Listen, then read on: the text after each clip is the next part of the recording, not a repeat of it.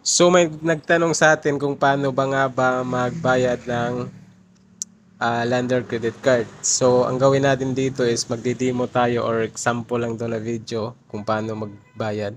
So punta ka sa card. Pagkatapos sa card is pindutin mo yung Lander cashback everywhere. Makikita mo dito yung balance mo.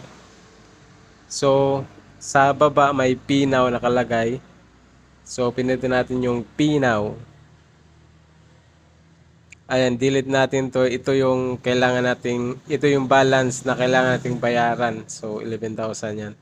So since 80 cents lang, yung ano natin, lagay tayo ng 70 cents. For sample lang to na video. So, tapos pay now. So wala pong ibang choice, kundi dito lang sa wallet. Tapos sa baba, pay now. Continue.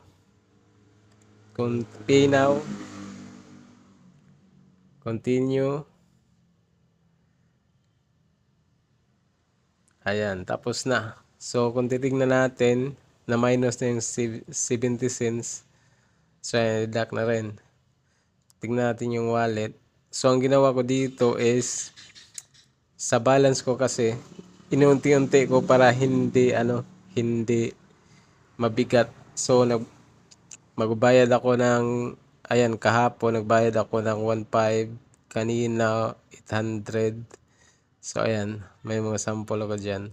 So, ganun lang ka simple magbayad ng Lander credit card. Walang ibang choice ka magbayad dito kundi sa apps mo sa Maya. So, yun lang.